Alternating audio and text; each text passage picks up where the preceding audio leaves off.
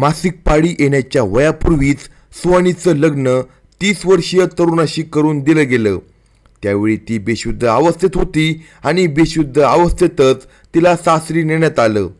जेव्हा तिला शुद्ध आली तेव्हा तोच तरुण तिच्या शेजारी होता आणि तिच्या शरीराला हात लावत होता। ती घाबरली आणि म्हणाली, काका हे काय करत आहात, मला सोडा। पण त्या माणसाने तिचं एकही ऐकलं नाही। ती वेदनेने ओरडत होती। जेव्हा तिने मागे वळून तिच्या पलंगाकडे पाहिलं तेव्हा समोरील दृश्य पाहून ती पुन्हा बेशुद्ध पडली। घटनेची सविस्तर माहिती आपण या व्हिडिओमध्ये पाहणार आहोत। जर तुम्ही चॅनलवर नवीन असाल तर कलम 302 या मराठी चॅनलला लगेच सबस्क्राईब करा। सुहानी ही राजस्थानमधील एका गरीब कुटुंबातील होती।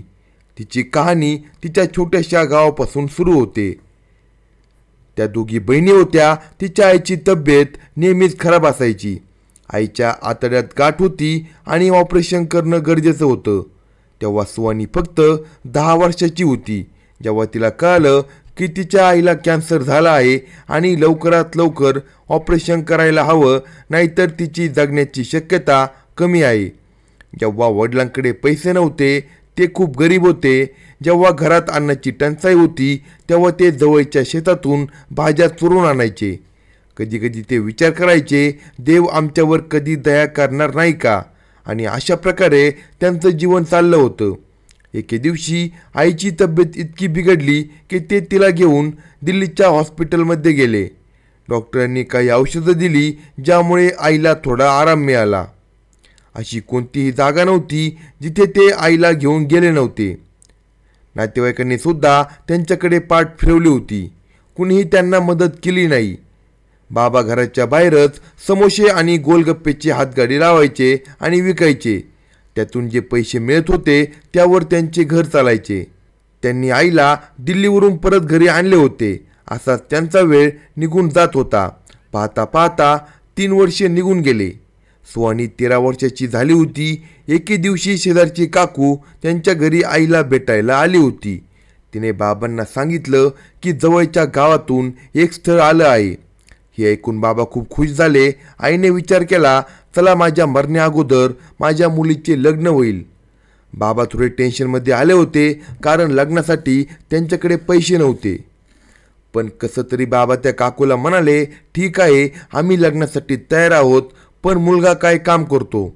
यावर त्या काकू म्हणाल्या, त्याची काळजी तुम्ही करू नका, मुलगा खूप चांगलं काम करतोय, विदेशात स्टोअर मॅनेजर आहे, त्याच्या वडिलांचे स्वतःचे दुकान आहे। बाबा म्हणाले, ठीक आहे।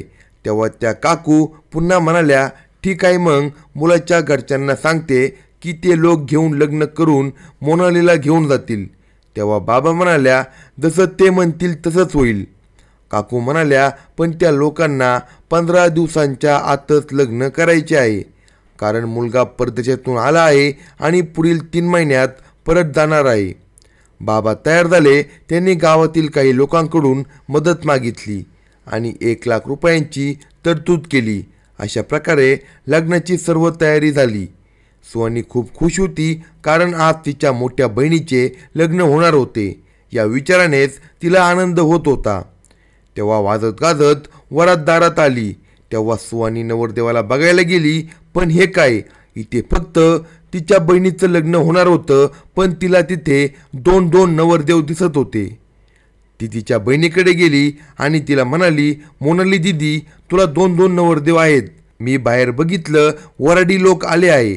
यावर तिची बहीण म्हणाली, अरे वेडी झाली का, नवरदेव एकच असतो, तो कदाचित दुसरा कुणीतरी असेल। सुहानीने दीदीला म्हटलं, नाही दीदी, मी खरं सांगते, नवरदेव 2 आहे। आणि ती विचारात पडली। बाबा तिच्याकडे आले आणि तिला म्हणाले, सुहानी बाळा, तू सुद्धा तयार हो, तुझ्या दीदीला तयार करून स्टेजवर घेऊन ये। ती म्हणाली, ठीक आहे बाबा। तिने दीदीला स्टेजवर नेले। शेजारची काकू आली आणि दीदीला नवरदेवाजवळ बसवलं। ती तिथून निघाली जिथे जेवण मिळत होतं। लोक जेवत होते आणि ती सुद्धा खूप खुश होती। ती जेवायला लागली। तिला माहितीच नव्हतं की आज तिचं देखील लग्न आहे आणि ती तिच्या स्वतःच्या लग्नाचे जेवण जेवत होती। ती पोटभर जेवली आणि इकडे तिकडे खेळायला लागली। खेळता खेळता दीदीचं लग्न बघायला स्टेजपर्यंत आली अचानक त्या काकूने तिला पकडलं आणि म्हटलं, तू इथे का उभी आहे? जा, दुसरा नवरदेव तुझा आहे, त्याच्या बाजूला बस. त्या काकूने त्या नवरदेवा शेजारी तिला बसवलं. ती काकूला म्हणाली, काकू हे काय म्हणताय?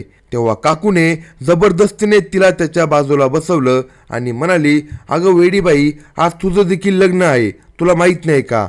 तुझ्या बहिणीबरोबर तुझंही लग्न आहे. त्या काकूचं बोलणं ऐकून तिचा मेंदू काम करेना. तिच्या पायाखालून जमीनच सरकली. आता ती काय करणार होती? ती इतकी लहान होती, फक्त 13 वर्षाची. तिला अजून मासिक पाळीसुद्धा आली नव्हती. मग तिचं लग्न कसं होऊ शकतं? तिने लगेच काकूचा हात झटकला आणि तिच्या वडिलांकडे धावली. तिने त्यांना विचारलं, बाबा हे काय चाललंय? लग्न तर फक्त दिदीचं होतं ना, मग माझं लग्न का केलं जात आहे? त्या काकू हे काय बोलत आहे? माझंही लग्न आहे का? काकू खरं बोलत आहे का? यावर बाबा म्हणाले, हो बाळा, तुझंही आज लग्न आहे. तुझ्या दिदीच्या मंगलाष्टका झाल्या की तू सुद्धा लग्नाला उभी राहा. हा माझा नाईलाज आहे. तुला हे लग्न करावंच लागेल. तुझ्या आईची सुद्धा हीच इच्छा आहे. आणि हो, तुझ्या आईलाही माहीत आहे की आज तुझं आणि तुझ्या मोठ्या बहिणीचं असं दोघींचं लग्न आहे. बाळा, मला माफ कर आणि माझ्यासाठी, तुझ्या आईसाठी हे लग्न कर. ती तिच्या बापाचे अश्रू पाहू शकत नव्हती.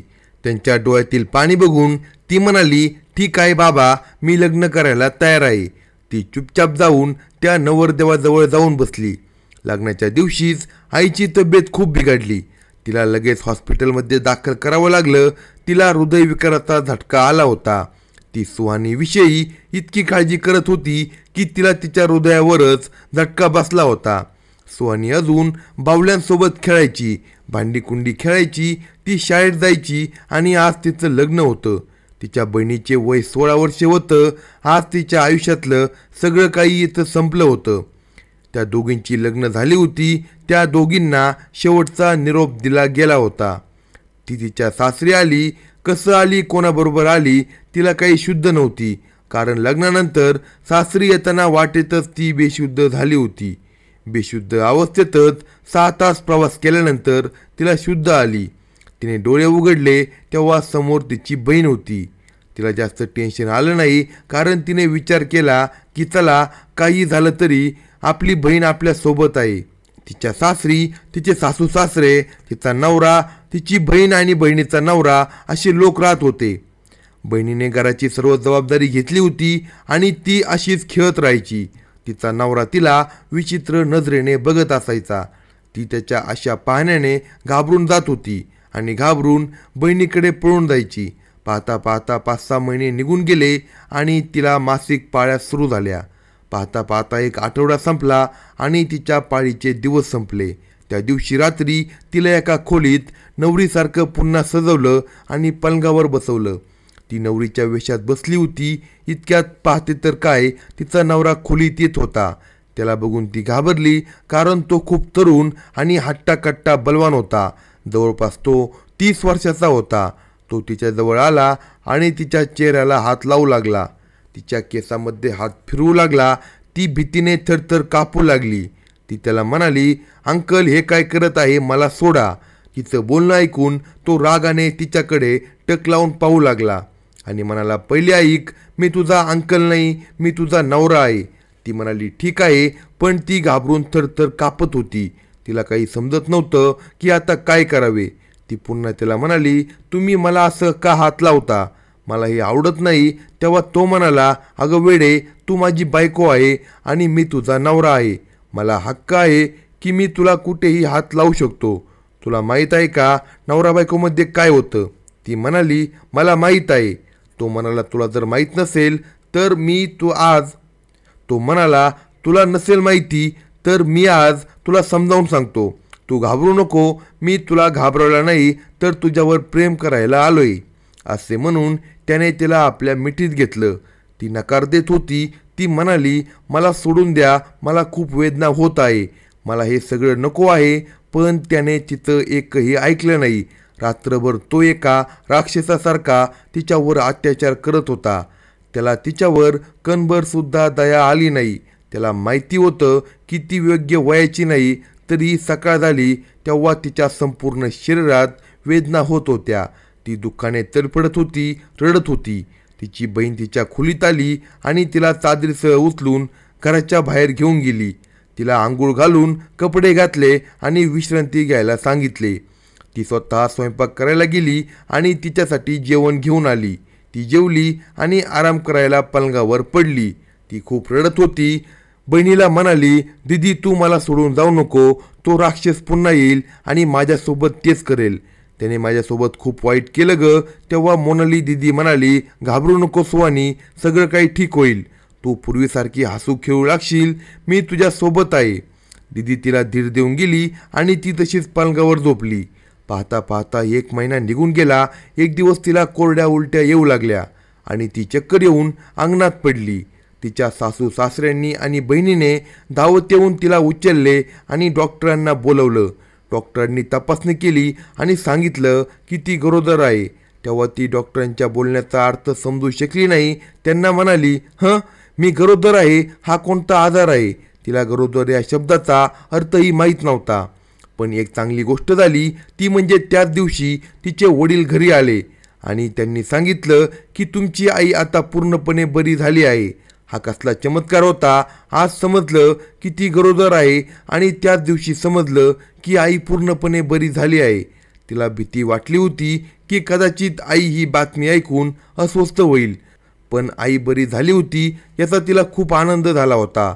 पण तरीही तिचं आयुष्य संपूर्णपणे उद्ध्वस्त झालं होतं, कारण तिचं लग्न अशा माणसाशी झालं होतं जो तिच्याशी जुळणंही घेत नव्हता.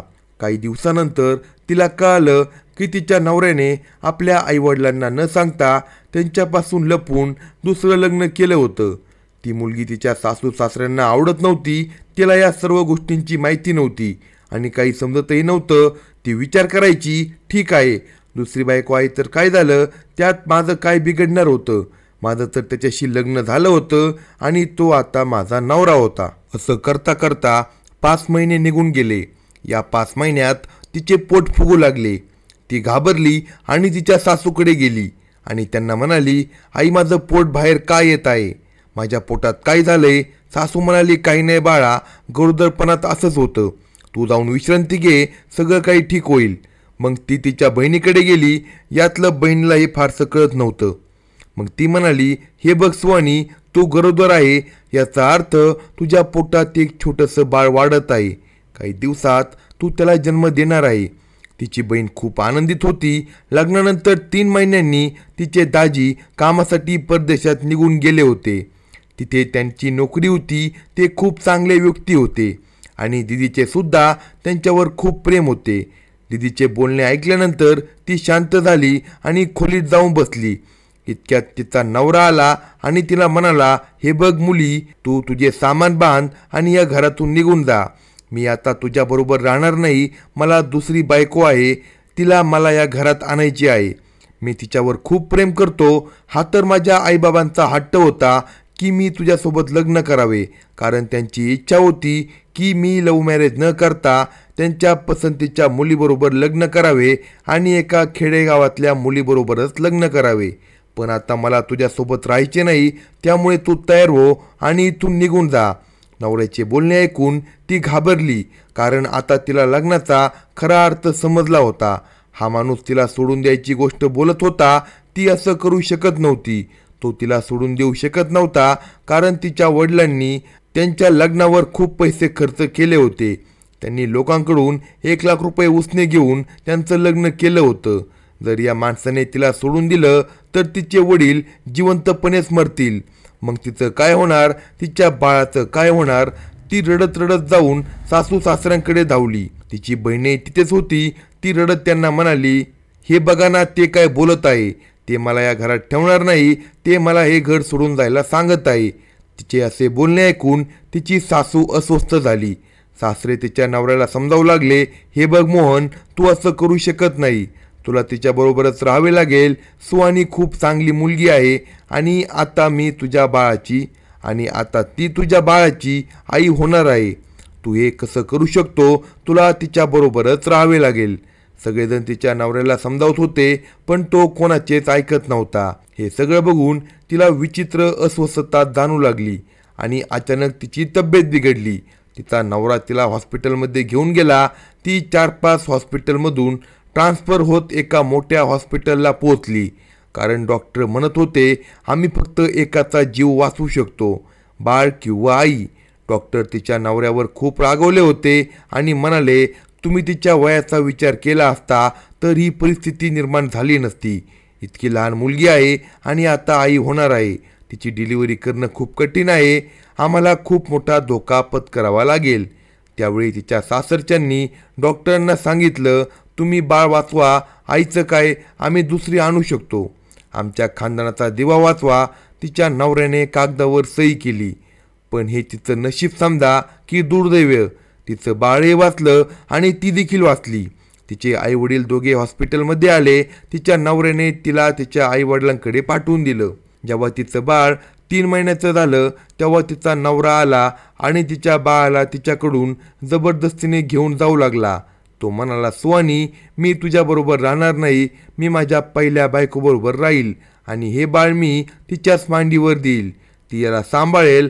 तो तिचं 3 महिन्याचं बाळ जबरदस्तीने घेऊन गेला. जेव्हा तिचे बाबा घरी आले तेव्हा ती रडत रडत त्यांना सगळं काही सांगत होती. आईसुद्धा रडत होती. बाबा तिला समजावू लागले सुहानी तू घाबरू नको, तुझ्या सासरकडील शिकलेले लोक आहेत, सुशिक्षित चांगले लोक आहे, कदाचित ते तुझ्यावर रागवले असतील म्हणून असं करत आहे.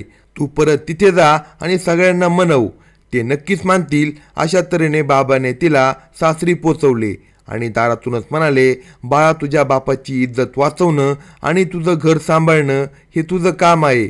या प्रकरणात मी काही बोलू शकत नाही. तू तुझं घर कोसळू देऊ नको.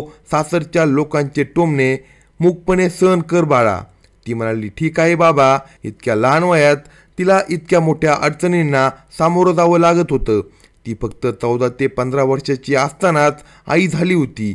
ती दुर्दैवाने वाचली होती, पण आता तिला तिच्या बाळासाठी तिथे राहावं लागत होतं. आई होणं म्हणजे काय हे आज तिला प्रथमच समजलं होतं. ती सासरी पोहोचल्यावर थेट तिच्या खोलीत तिच्या बाळाजवळ गेली. तिनं तिचं बाळ मांडीवर घेतलं, छातीशी लावलं. तेवढ्यात तिचा नवरा देखील खोलीत आला. त्याने दार बंद केलं, बाळाला तिच्याकडून ओढलं आणि पलंगावर ठेवलं आणि तिच्यावर हल्ला केला. त्याने बेल्ट काढून तिला इतक्या जोरात मारलं की ती तडफडून खाली पडली. बाहेर सासू सासरे दार उघडायला सांगत होते. तिची बहीण ओरडत होती, रडत होती. तिने नवऱ्याचे पाय धरले आणि म्हणाली कृपा करून मला या घरातून बाहेर काढू नको, मी माझ्या बाळासोबत राहीन. मी तुमच्या दुसऱ्या बायकोला देखील सहन करेल. मला या घरात थोडीशी जागा द्या. पण तो अत्याचारी मानायला तयारच होत नव्हता. त्याने तिला ओढत घराबाहेर ढकललं. ती रडत घराबाहेर पडली. आता ती तिच्या नशिबाला दोष देऊ लागली. तिने स्वतःला मारून घेण्याचाही प्रयत्न केला. तिनं ठरवलं होतं की आज ती तिच्या आयुष्याला संपवेल, पण दुर्दैवाने ती मरूही शकली नाही. तिच्या बहिणीला सुद्धा तिच्यावर झालेला अत्याचार सहन झाला नाही. तीही ते घर सोडून आली. ती पोलीस स्टेशनला गेली, पण कुणीही तिचं ऐकलं नाही. तिने पोलीस अधिकाऱ्यांना विनंती केली, पण त्याने काही उत्तर दिलं नाही. तो म्हणाला हे बघ मुली, केस नको करू, तू इतकी श्रीमंत नाही, केस करायला खूप पैसे लागतील, तुम्ही गरीब आहात, तुमच्या बाजूला कुणी नाही, मीही काही करू शकत नाही कारण ते पैसे देऊन केस जिंकतील. हे ऐकून तिच्या अंगावर काटा आला. ती म्हणाली ठीक आहे साहेब, तुम्ही जे सांगायचं आहे ते सांगितलं, मला काय करायचं आहे ते तुम्हाला सांगण्याची गरज नाही. मला आता त्या माणसाबरोबर राहायचं नाही, पण माझी विनंती आहे की माझं बाळ मला परत मिळवून द्या. तो पोलीसवाला म्हणाला बाळ तुला मिळणार नाही, ते तुझ्या नवऱ्याला दिलं जाईल, कारण तो त्याचं पालनपोषण चांगलं करू शकतो. तू अजून फक्त 14 ते 15 वर्षाची मुलगी आहे. तुला तुझं बाळ तू 18 वर्षाची झाल्यावरच मिळू शकतं. ती पोलिसांच्या पाया पडली आणि म्हणाली साहेब काही करा, पण माझं बाळ मला परत मिळवून द्या. वकील म्हणाला ठीक आहे, मी प्रयत्न करतो तुला तुझे बाळ मिळवून देण्याचा, पण तू 1 लाख रुपयांची तरतूद कर. तिने कसे तरी 1 लाख रुपये जमा केले आणि वकील आणि पोलिसांना दिले.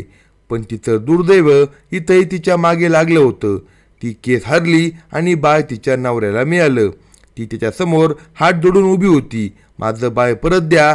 ती त्याच्या पाया पडली, त्याच्याकडे भीक मागत होती. कृपा करा, माझं बाळ परत द्या, ते माझ्याशिवाय मरून जाईल, अजून खूप छोटं आहे, त्याला माझी गरज आहे. पण त्या माणसाला त्या निरागस बाळावर कणफर दया आली नाही. तो छाती फुगून म्हणाला, हे बघ, माझ्या बाळासाठी आईचा बंदोबस्त मी करून ठेवला आहे. आता मी हे दुसरं बाळ कोणत्याही किमतीवर गमावू इच्छित नाही, कारण माझी पहिली बायको आता कधीच आई होऊ शकणार नाही, म्हणून मी हे केस जिंकलो आहे. तुला वाटतं कोर्टाने असंच माझ्या बाळाला मला दिलं आहे? बाळाला आई आहे आणि बापही आहे. तुला बाळाची काळजी करण्याची गरज नाही.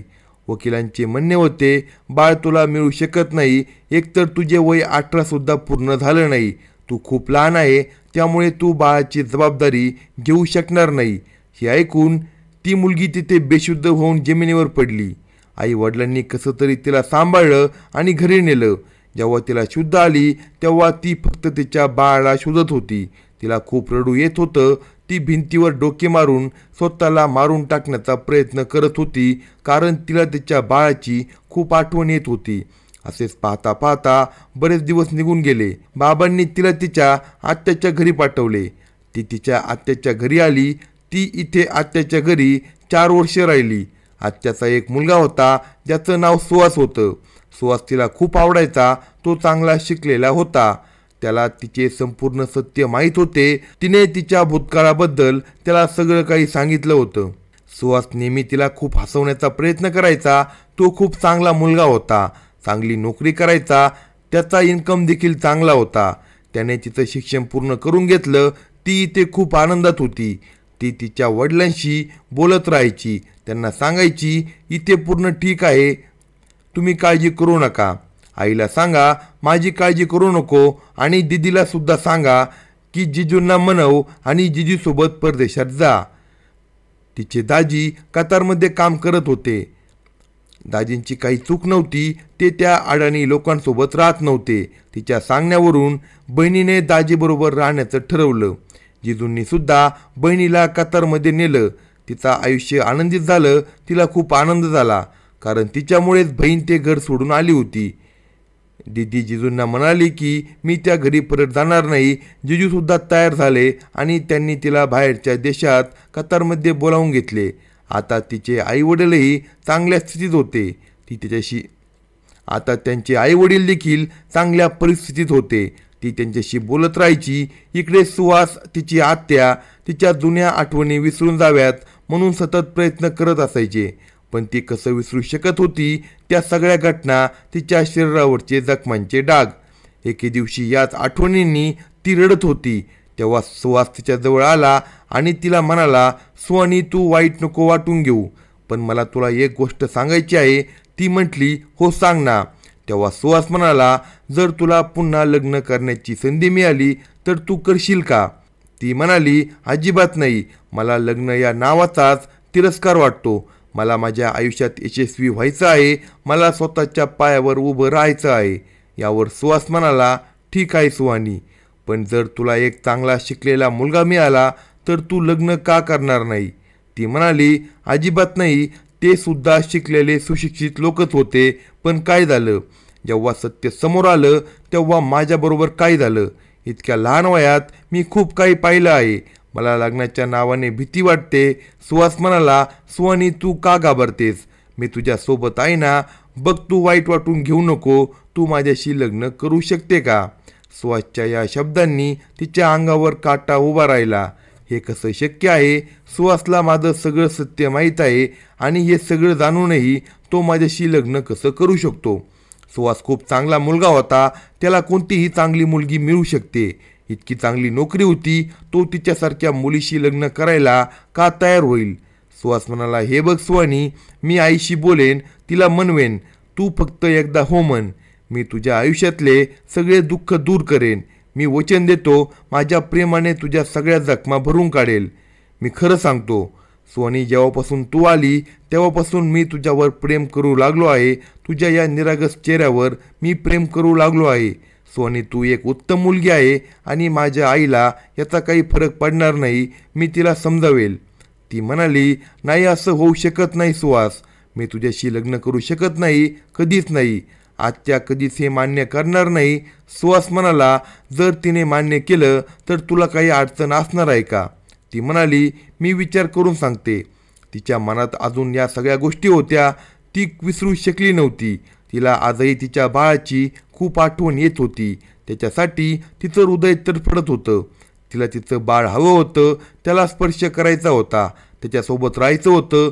पण तिचं दुर्दैव पहा, ती त्याला छातीला देखील लावू शकत नव्हती. सुहास म्हणाला, सुहानी, मी समजू शकतो, पण तू आयुष्यभर एकटी राहू शकत नाही. तुला कोणाची तरी गरज आहे. तू एकटी किती दिवस जगशील? त्याने तिचा हात हातात घेतला आणि म्हणाला, हे बघ सुहानी, मी तुझ्यावर प्रेम करतो. मी तुझ्या बाळाला देखील स्वीकारेल. तू फक्त एकदा हो म्हण. मी तुझ्याशी लग्न करून तुझं बाळ नक्की परत आणेन, तुझ्या या मांडीवर ठेवीन. सुहासचं हे शब्द ऐकून ती रडू लागली. भावनेच्या भरात ती त्याच्या मिठीत गेली. त्यानेही तिला आपल्या मिठीत घेतलं आणि शांत करू लागला. इतक्यात आत्याने त्यांना असं पाहिलं. सुहास आत्याच्या मागे गेला आणि तिला सांगितलं की तो तिच्यावर प्रेम करतो. सुहासने आत्याला पटवण्याचा प्रयत्न केला. तेव्हा आत्या म्हणाली, सुहास, खरं तर मला देखील सुहानी खूप आवडते. मी तिला माझी सून बनवू इच्छिते, पण मला भीती वाटत होती की कदाचित तू माझ्यावर रागवशील. सुहास हे ऐकून आनंदित झाला. त्याने आत्याला मिठी मारली. आत्या आणि सुहास तिच्या खोलीत आले. आत्या म्हणाली, सुहासने माझ्या बाळा आत्या म्हणाली, सुहानी, माझ्या बाळा, एवढ्या लहान वयात तुला खूप दुःख सहन करावं लागलं आहे. माझी इच्छा आहे की तू सुहासबरोबर लग्न कर आणि नवीन आयुष्य सुरू कर. तू सगळे दुःख विसरून जा, भूतकाळाला विसरून नवीन सुरुवात कर. आत्याचा एवढा समजूतदारपणा पाहून तिच्या डोळ्यातून अश्रू आले. तिने आत्याला मिठी मारून रडू लागली आणि लग्नाला होकार दिला. आत्याने तिच्या आईवडिलांना देखील बोलावून घेतलं. वडिलांनी त्यांचं लग्न खूप थाटामाटात केलं. आज ती सुहासची नवरी बनून त्याच्या खोलीत बसली होती. सुहास तिच्याजवळ आला. त्याने तिला आपल्या मिठीत घेतलं. त्याच्या प्रेमाच्या पावसाने तिला भिजवून टाकलं. आज ती खूप आनंदित झाली. वेळ असाच प्रेमात घालवत असताना 4 महिने निघून गेले. एके दिवशी सुहास म्हणाला, सुहानी, चल आपण जयपूरला जाऊ. जयपूरचं नाव ऐकताच तिची आत्मा कापली. सुहास म्हणाला, चल, मी तुला वचन दिले होते ना, मी तुझ्या बाळाला नक्की भेटवेन. सुहास पोस्ट ऑफिसमध्ये पोस्टमन होता. त्याला सरकारी फ्लॅट मिळाला होता. तिथेच तो तिला घेऊन गेला आणि ते दोघे तिथे आनंदात राहायला लागले. 2 वर्षानंतर ती पुन्हा गरोदर झाली. जयपूरच्या हॉस्पिटलमध्ये तिची तपासणी चालू होती. तिच्या पोटातलं बाळ फारसं हालचाल करत नव्हतं.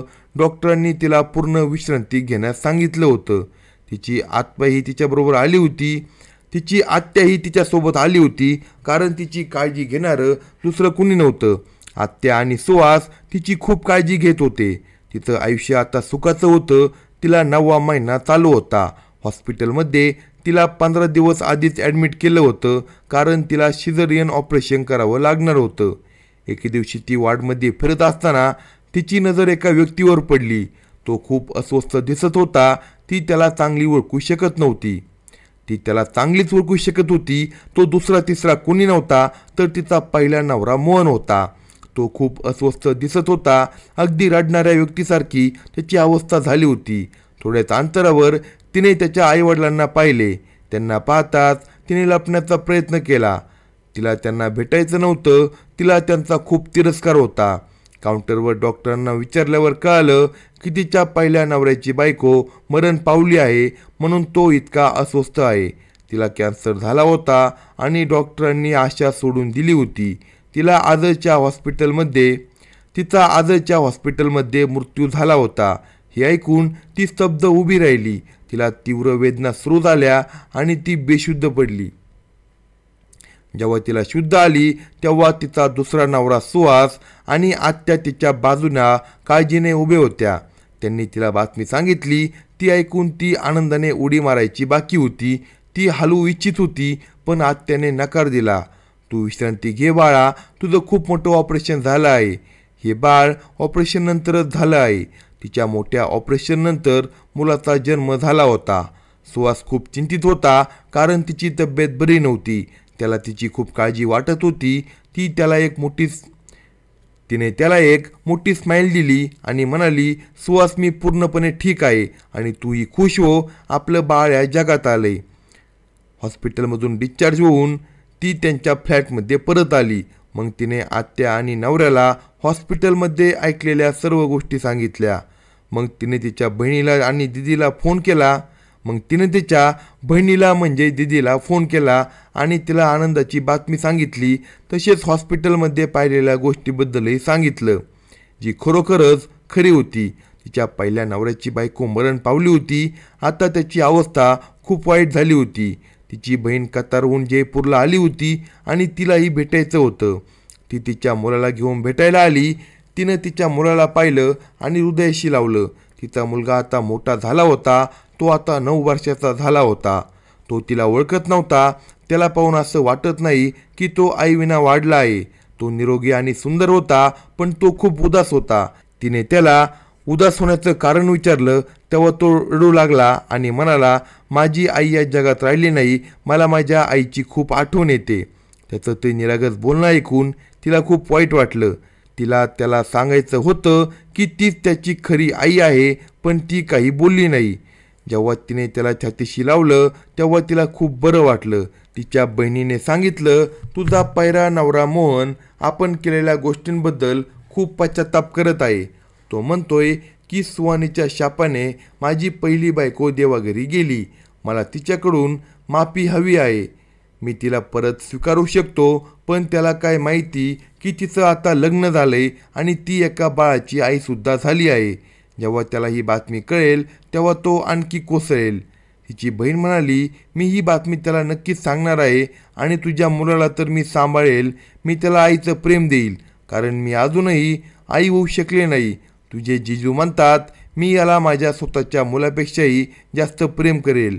तिनं मनातल्या मातृत्वाच्या भावनेला आवर घातला, कारण तिचा मुलगा आता तिच्याच बहिणीच्या छत्रछायेखाली वाढणार होता. तिने एक सुखाचा श्वास घेतला. काही हरकत नाही, माझा मुलगा माझ्या बहिणीकडेच राहणार आहे. तिचा तिच्यावर पूर्ण विश्वास होता आणि महत्त्वाचं म्हणजे तिनं तिच्या सवतीला कधीच शाप दिला नव्हता. कदाचित तिच्या निष्ठुर नशिबाने मोहनला शिक्षा दिली होती, कारण त्याने तिला त्याच्या पहिल्या बायकोमुळेच त्याच्या आयुष्यातून फेकून दिलं होतं. जर त्याला तिच्यावर इतकंच प्रेम होतं तर तिनं तिच्याशीच लग्न का केलं नाही? तो आपल्या घरातून पळून जाऊ शकला असता. आईवडिलांना नकार द्यायला हवा होता, पण त्याने तिच्यावर आपली मर्दांगी दाखवली. त्याने तिच्या लहान वयातच तिचं आयुष्य उद्ध्वस्त केलं. आता तिच्या देवानेच त्याला शिक्षा दिली होती आणि यापेक्षा मोठी शिक्षा काय असू शकते? आता तो क्षणाक्षणाला तडफडेल, कारण त्याची पहिली बायको राहिली ना दुसरी मिळू शकते. तिची दिजी तिला आणि तिच्या मुलाला भेटून परत गेली. जेव्हा तिने ही बातमी मोहनला सांगितली तेव्हा मोहन पूर्णपणे वेडा झाला. त्याने स्वतःला एका खोलीत कोंडून घेतले. तो काही खात होता ना कोणाशी बोलत होता. त्याचे आईवडील त्याच्यासाठी खूप चिंतित होते. मोहन म्हणतो, मला एकदा सुहानीची माफी मागायची आहे. कदाचित ती मला माफ करेल आणि तिची इच्छा असेल तर ती तिच्या मुलांना परत घेऊन जाऊ शकते. परंतु तिने आता तिच्या मुलाला तिच्या बहिणीकडे सोपवलं होतं, कारण तिला मुलगी होती. मला माझ्या पहिल्या नवऱ्याला कधीच भेटायचे नाही. मला त्याचा चेहराही पाहायचा नाही. तिनं दिदीला स्पष्ट नकार दिला होता. मी या नीच माणसाला कधीच भेटणार नाही. तो मेला तरी मला काही फरक पडणार नाही, अशी ती म्हणाली. अशाच नवनवीन कथा ऐकण्यासाठी कलम 302 या मराठी चॅनलला सबस्क्राईब करा आणि आपल्या प्रतिक्रिया कमेंट बॉक्समध्ये कळवा.